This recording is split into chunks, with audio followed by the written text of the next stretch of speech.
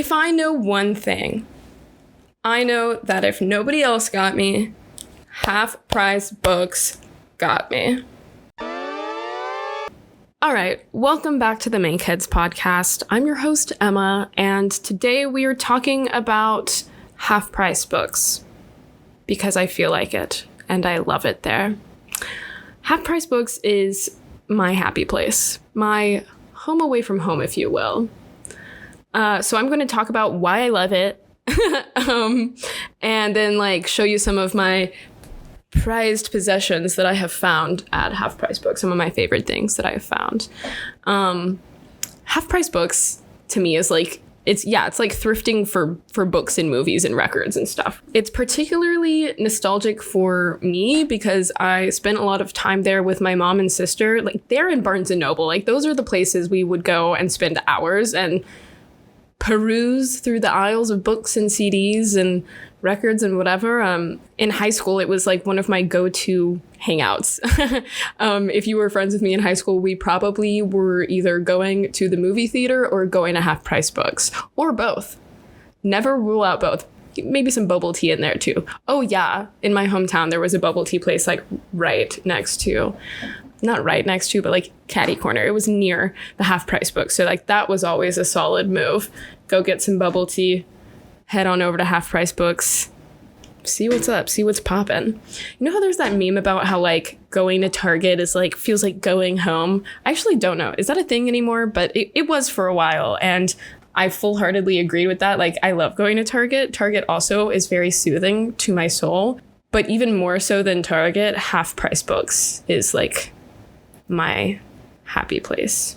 To me, nothing compares to the joy of perusing through pre-loved books and DVDs and vinyls and whatever, what have you, finding new things to obsess over and occasionally finding exactly what you were looking for. Going there is ritualistic for me. Even though there's more than one in town, I always kind of establish the closest one to where I live as my half-price books, my spot. And I'll go back when I can, whatever, once a week, once a month, whenever I can, and just check on it, see how things are doing. See if that thing that I looked for last time that they didn't have is there now, which it often is. I think, if it's one of those things where if you wait, good things will come. So if you're patient, eventually you'll find what you're looking for. Because I have a running list on my phone of books, DVDs, whatever that I would like to own, that I would like to have. And whenever I go to my half-price books, because I literally know that I could search in the system if they didn't have what I was looking for at the half-price books I was at, I could be oh, well, do any of the other ones in town have it? They would be do. Oh, yep, it's at the one over there. And I could go and get it. But I don't care about doing that. I like going and looking and seeing what's in the new crop of things that have been dropped off at this half-price books, my half-price books. Okay, so like I said, it's ritualistic for me. I have a method when I go. I have a certain order that I do things in. First, I don't know why this is just what I do, but I beeline over to my particular half-price books that I go to here in Austin, has a dedicated shelf for Criterion Collection DVDs. And then I think it's also just cool, weird finds or whatever, just kind of obscure stuff that they've had donated to them or given to them that they are this is kind of cool. Someone might think this is cool, even if it's not something from the Criterion Collection. Just in case you don't know what the Criterion Collection is, it's a company that focuses on licensing, restoring, I'm taking this straight from Google, licensing, restoring, and distributing important classic and contemporary films, which of course is totally subjective, but I'm sure there's a panel of people who decide what things get to join the ranks of the Criterion Collection. Often, people you've heard of, Alfred Hitchcock's films are in the Criterion Collection. Wes Anderson has films in the Criterion Collection. Lots of foreign films and stuff that would maybe be difficult to find elsewhere, but you can find in the Criterion Collection, and you can find good restored versions of them. Love what they're doing. Really admire them. Anyway, there's a whole dedicated shelf to Criterion Collection DVDs, the one that I go to. So I always beeline to that, just see what's up, what's there. Do they have anything that I have been looking for or wanting to see that I can get cheaper than I would be able to get it if I actually bought it on the Criterion Collection website? Because it is, you know, you pay a price to get like a nice restored like Blu-ray version of a movie. It also always has like extra special features that you wouldn't have gotten to see if you didn't get the Criterion version of it, interviews, all that kind of thing, which is awesome. So I beeline over there, check it out, chickadee check it, right? And then I peruse the regular DVDs, like just in case, because there are some gems, like absolute gems that I have found just like in the regular DVD section of Half Price Books. Because we are at a point now where we rely on streaming, and like I am no exception. I do have a giant DVD collection. I feel like maybe part of like the reason I love Half Price Books is because, like I said, I went there a lot with my mom as a kid. But we had a giant like book, vinyl, CD, DVD collection at my house when I was a kid. Still have it, like shelves and shelves of this stuff. So it is very much just like a part of living to me to like go out and collect like media and like find the things that I like and have a physical copy so that it's mine. It's mine. Because even though I'm like, I love that streaming makes so many things like widely available to like anybody anywhere. But some things, first of all, you can't stream. And second of all, what if we lose access to that at some point? I would like to have the things that I love and like cherish like with me. Like I would like to own them. That's kind of why I had a whole like gripe with like when I switched over to using Spotify rather than purchasing and or downloading like music into my like Apple Music, because I liked owning the things that I liked so that they were mine and you couldn't take them away from me. Like, say, when Joni Mitchell pulled all of her music off of Spotify, I'm still angry about it. I'm still upset about it. Her reasoning was just silly. This is a stupid tangent. Her reasoning was just silly, and she is depriving the world of her music because she doesn't like Joe Rogan. It's just like, it's girl, what? Anyway, and so now I'm having to like go out of my way and buy her music so that I can listen to it again. You get it. So then I go and peruse the regular DVDs. After that, I hit up the books, just like the books, the novels, whatever. I'm much more of a fiction reader than a nonfiction reader. I like a novel. I like short stories specifically. Then I will hit up the art book section because I am absolutely a sucker for a coffee table book. And then I will always end with the records. When I was a kid, I would look at the CDs, but I don't really buy CDs anymore. Sorry. So now I end looking at the vinyls, and then I skippity skip on out of there if I didn't find anything that I wanted to buy, which I often don't. I don't pressure myself into buying things when I go there. It's just like I like to go see what is there. If there's anything on my list, if there's any special little surprises. More than anything, I just like being there. It's comforting to me. I love the smell of old books. Like, people who work there are always super friendly, and usually like, I don't know, it's just a vibe. It's just a vibe to go chill there, and like you and like other people are just there like, you know, looking through every little thing and finding things that you love. So I'll go kind of in that order that I said when I'm showing you the stuff that I have found that are like my prized possessions. So let's start with Criterions then. And I don't know how every like Half Price Books is set up, but I will say that they don't all have a Criterion shelf. I think that the one that I go to specifically like has a Criterion shelf because I do live in Austin and there's a lot of film people here and people care about Criterions. And maybe like I got this disc that I'm about to show you like before Half Price Books started doing that anyway, but I know I didn't get this one at my store here. I got it somewhere else that didn't have a Criterion shelf. So I just found a Criterion among the regular DVDs, and it is The Royal Tenenbaums by Wes Anderson. I was so excited. And it's just a regular DVD. It's not the Blu-ray one, but I was so excited because not only because I love Wes Anderson and I was like actively working on collecting his films. So I was super excited to find like a Criterion at a Half Price Books amongst the regular DVDs. But also because they were only selling it for $6. And yeah, the Criterion Collection is expensive, guys. So let's say I'm going to order 7 Samurai on the Criterion Collection, okay? The regular DVD costs $31. Oh, I think it's on sale. It's typically like $40. I got this for $6. Isn't that crazy? And I love that movie, so that was such a win for me.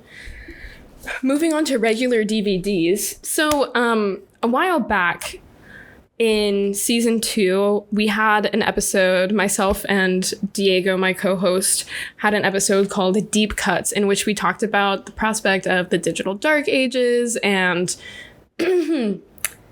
things that are generally like unstreamable, difficult to find, difficult to source, difficult to get to watch if you want to watch them, unless you like find a pirated version online, which is how I watched one of these, at least, for the first time when I was in high school. But through lots of hard work and determination, I have found 3 of the movies that I talked about in that episode at my Half Price Books, the same Half Price Books. And it's because I check my list, I run down my list, I look for the things that I'm looking for. And like, I didn't find these all at once. You know, these were spread out over like 6 months to a year of me going back to the same location and like looking for specific things. So all of these movies are like unstreamable. You can't find them. If you want to hear more about that, you should go listen to our Deep Cuts episode. You can find it on Spotify or on the YouTube channel. But yes, so the first one is Drop Dead Gorgeous. Really fun mockumentary. One of my favorite movies. One of my favorite movies that I got from Tumblr, because Tumblr definitely exposed me to this movie with lots of gift sets and stuff. Yeah, Drop Dead Gorgeous. You cannot stream her. All of these things are like unstreamable for like various legal reasons. Like I said, if you want to hear more about that, you should check out Deep Cuts.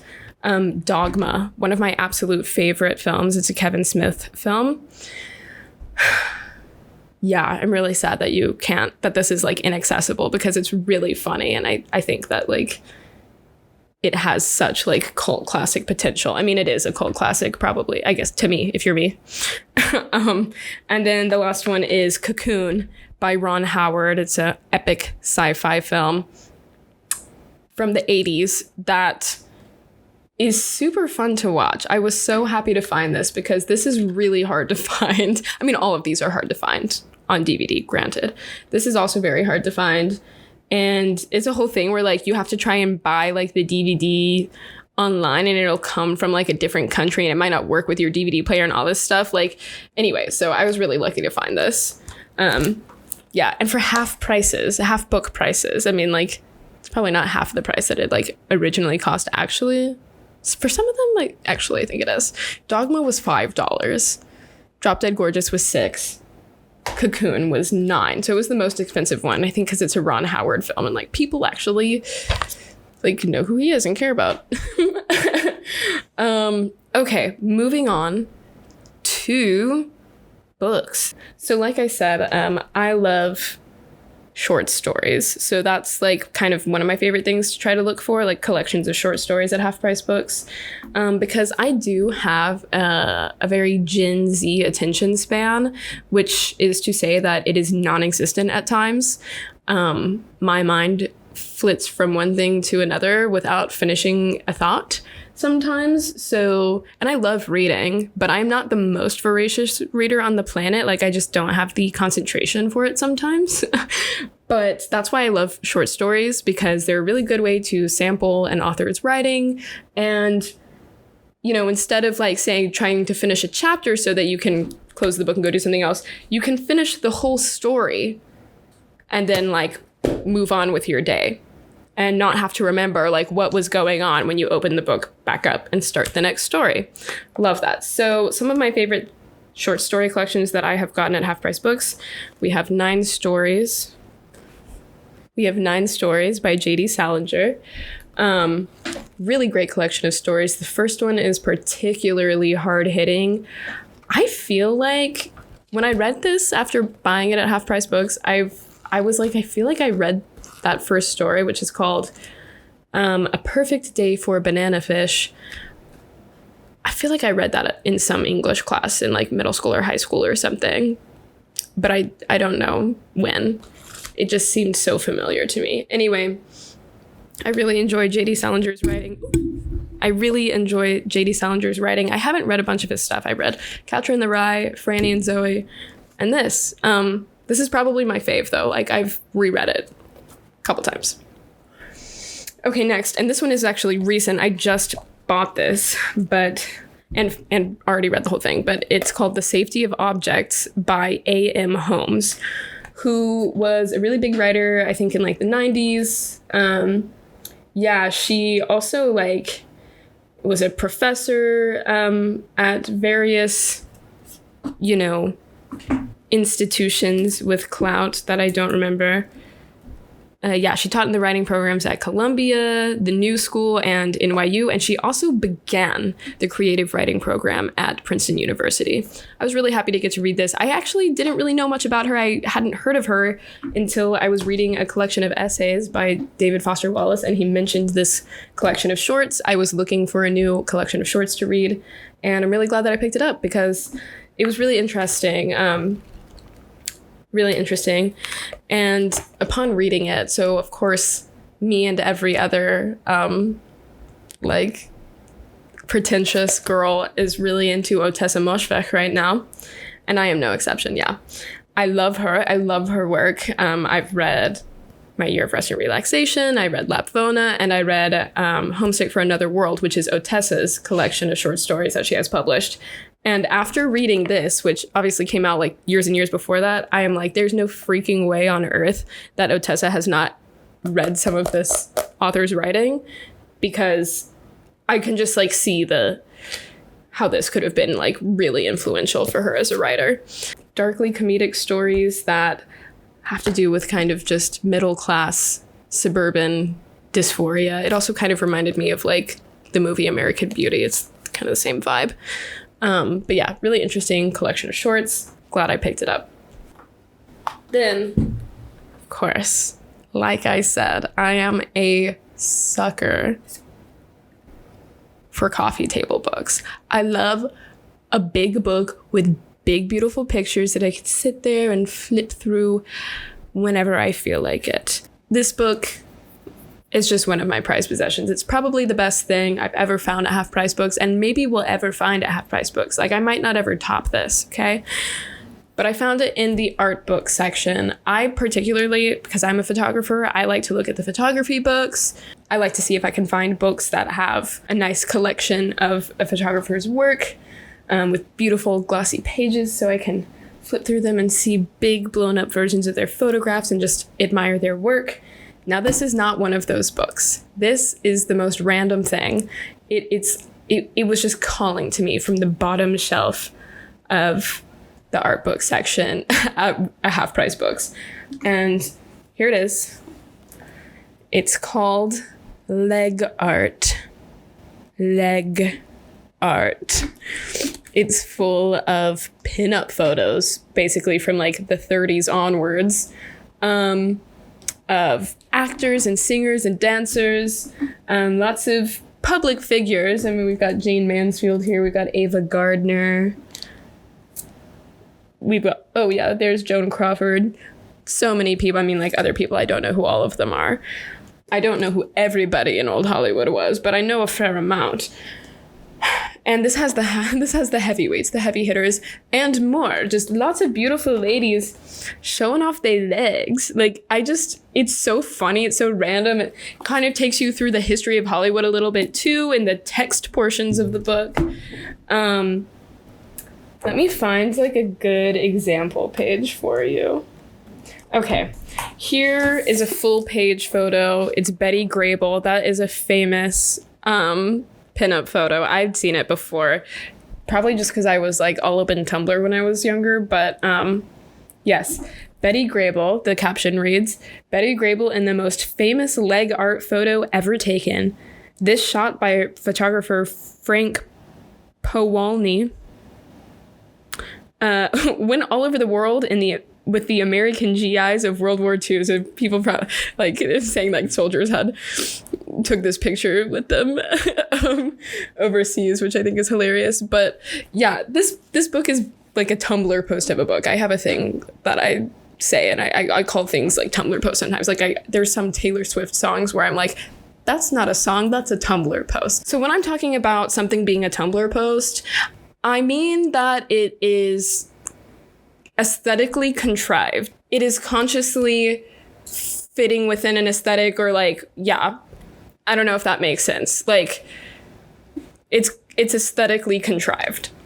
That's not always a bad thing, for the record, but when I'm talking about Taylor Swift songs, it is just because I don't think that they're that deep, and that like they're simply like trying to capture this aesthetic that young girls are like into to sell music, to make money, right? So a perfect example of this is Taylor Swift's song Cardigan. I'm just going to read some of the lyrics to you, and you can see if you agree with me. Vintage tee, brand new phone, high heels on cobblestones. Let me find another one. Sequin smile, black lipstick.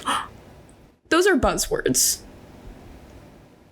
Like, what is that even saying? Vintage tee, brand new phone. I'm like, that's a Tumblr post. That's a gift set on Tumblr. But I digress. Anyway, this isn't a book. This is a Tumblr post. It's got all these crazy collages and just so many, like, this is someone's blog on Tumblr, basically. I love it. It was published in the 80s. I love the cover art, like just whoever got to make this collage, that is lit. I love the font, the typeface that they used to say leg art. And it also has a foreword. This is probably the most random thing about this book. It has a foreword by James Cagney, good old Jimmy Cagney. And if you don't know who he is, he was a Hollywood actor and very big in the 30s for being like in lots of gangster movies. So if you hear Jimmy Cagney or James Cagney, just think, mash, eh? And you pretty much, you got the idea of who he is. I just think it's like, why did he do the foreword for this book about leg art and like for all these photos of ladies' legs? I just think it's really funny. Anyway, that is a prized possession. I will never let it go. I will die with this book clenched in my hands. That's how much I love it. Okay, the other thing that I wanted to add before we move on to records, because I could not believe that I forgot to include these books. They are really good. They're better examples than the leg art book, honestly, of something that you would like actually just find like any old day at half price books. They are two photography books with photographs by the same photographer. They're a series. So when I lived at the last house that I lived at the beginning of my time living there, I took a trip to Half Price Books at some point, and I found this book. It's called Men Before 10 a.m., and it's photographs by Vèronique Vial. I hope that's how you say that. She's a French photographer. The book came out in 1996. Now, I didn't really know who this photographer was when I found the book at Half Price Books. That's not what drew me to it. I was like, Men Before 10 a.m., what is this? I read a little bit of the, text in the front of the book, and basically it's a series of photographs that this photographer started doing. It's celebrities. It's people that you're gonna recognize. We got Jeff Goldblum right here. We got Tim Roth. I love Tim Roth. And basically this photographer kind of had this theory that men don't like show their true selves. Like they put up a mask. And you don't really, even when you're photographing them and trying to capture their like essence, there's a certain point in the day after which you're not going to capture their like true self. And so she started this series where she would go and bother people like early in the morning and try to capture them with their masks down. And it results in these really lovely, intimate portraits of people in their homes when they're kind of sleepy, when they're just doing their like morning thing. And it's cute. It's a really interesting book to look at. And then towards the end of my time there, and this is kind of what I'm talking about, why I love going back to the same half-price books. Toward the end of my time living at that same house, I didn't even know that there was a companion book, but I found the companion book, the second in the series, which is Women Before 10 a.m. And it just was such a full circle moment. I loved it. If I know one thing, I know that if nobody else got me, half-price books got me. Okay, because it was kismet. It was serendipity. I happened upon Women Before 10 a.m. and I didn't even know it existed. I didn't even know there was a follow-up book to the first one. And it was at the same half-price books months later. And it was beautiful. It was just a full circle moment. At the beginning of my time living at the house, I found the first book. And at the end of the time at my house, I found the second book and added it to my collection. Same thing. Photographing women, famous women, early in the morning, resulting in these beautiful, intimate portraits. Side note, something that I noticed was that the women were much more comfortable being naked in front of the camera. And I don't think it was, because like I said, it's a female photographer. It wasn't a male photographer being like, ooh, let me go into these women's houses at 7 a.m. and photograph them in the shower. It was the women like choosing to show that to the photographer, which I thought was beautiful and, indicative of maybe how men are less willing to be vulnerable. Okay, here's a beautiful one. Here's Denise Richards getting dressed in the morning, like pulling up her pants in her bathroom. And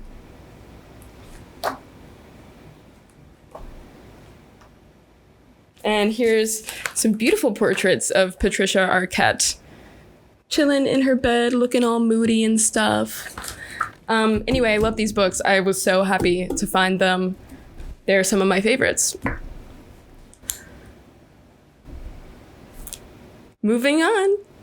Last but not least, the last section of half-price books that I like to visit on my way out before I check out. The records. I'm really glad that vinyl came back into fashion. It's just such a cool technology. I think it's awesome. I will say that I typically do my best to buy albums that I actually want the whole album of, because let's face it, in the 21st century, we have Spotify, we have other things. If you only like that one song from that album, you can just listen to it on Spotify. You don't need to physically own the entire album, because then what are you gonna either A, listen through all of the songs that you don't really care about just to get to that one, or skip over them just to play that one track on the record over and over again. First of all, the record deserves better than that. It deserves to be in the home of somebody who wants to listen to the whole thing, okay? And second of all, why are you doing that to yourself? That's a lot of work just to listen to one song on vinyl because you can. Just listen to that song on Spotify, right? That said, first I'll just show you the most recent record I bought. That said, I did buy it for only one song because I only know one song on it. And this is going to be a tiny bit of a tangent. Just a tiny bit of a tangent, okay? So this is the David Bromberg Band's Midnight on the Water. And I bought it for the title track, Midnight on the Water. Here's the tangent. The reason that I love that song. It's Midnight on the Water, in parentheses, a Texas waltz. I'm from Texas. I'm an 8th generation. I love Texas, okay? When I was in the 5th grade, okay, we did a project. It was our big, end of the year kind of project. It was all about the Civil War. And basically, we were given, a list of, prominent Civil War figures, and we had to choose one person from it and make a whole project about them. I chose the photographer Matthew Brady. his significance is, of course, that he photographed like the battlefields and stuff. He really exposed like the general public to the horrors of war by going to battlefields after the battles and photographing like dead and injured soldiers and just showing like the carnage of war. I think it's kind of similar to the way that the public didn't really understand how bad like war could be until television became ubiquitous and was in most people's homes in the 1960s. And then the Vietnam War was happening and people were seeing like kind of in real time, like what was happening when a war was happening and when that particular war was happening. I feel like it's akin to that, but in the 1860s, it was photographs showing up in the newspaper for the first time. So it wasn't just something that your husband came back from the war and told you about, or that you just read about it in the newspaper. You could actually see the photographs in the newspaper now, and it was horrifying, obviously. So all of that is to say that I chose Matthew Brady, and I made a Ken Burns style documentary all about him. That's really cute.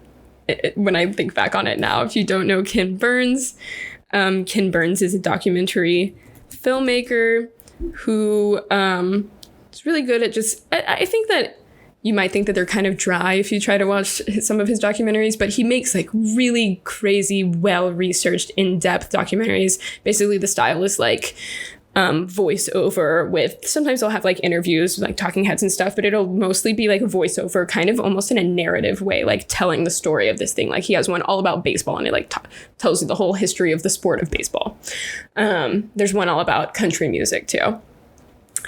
And so it'll have narration and then like kind of just like a rolling slideshow of like videos and images that help illustrate the points that he is making. So basically, I made a silly little Ken Burns style documentary, and it had a pop-in soundtrack. Thank you to my mother for exposing me to the soundtrack of Oh Brother, Where Art Thou?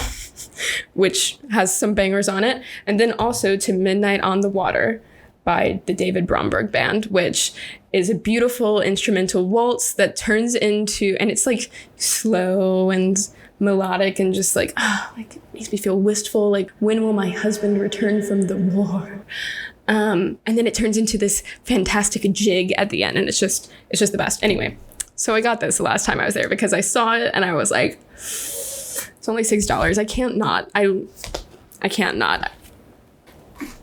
So that was an exception to my rule. Another wonderful thing that I found at Half Price Books was this.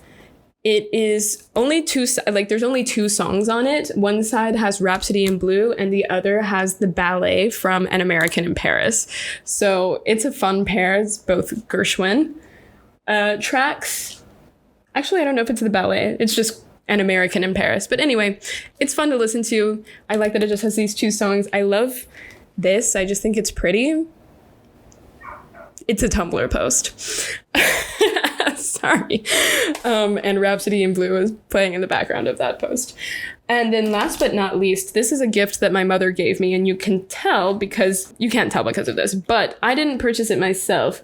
And it has an older like Half Price Books tag. Like now they have the yellow strip one, and it has just like the little square one with the price stamped onto it, and it looks like it was bought in 2015. I didn't buy it myself. My mother gave this to me, but yeah, it's Judy Garland Concert. Yeah, I think it's like an offshoot of That's Entertainment, which, oh my gosh, if you don't know what That's Entertainment is, let me tell you.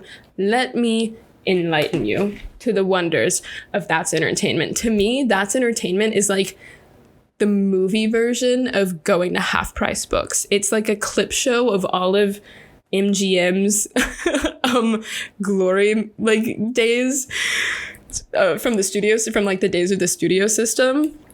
There's a couple of them, but the very first one came out in 1974. It's an American compilation films released by Metro-Goldwyn-Mayer to celebrate the studio's 50th anniversary. That's entertainment. It's more than a movie, it's a celebration. And like I said, it's just a clip show of MGM just reliving all of its greatest moments. They get lots of actors and stars from their glory days to come and talk and do interviews and talk about the studio, which of course, you know, there's definitely a slant to it because as we know now, like as the public knows more now, the studio system wasn't great and it treated a lot of people poorly. It chewed a lot of people up and spit them back out. And Judy Garland was one of those people. If you want to know more about this, I wrote an entire thesis, an undergraduate thesis in college about the various iterations of the movie A Star is Born.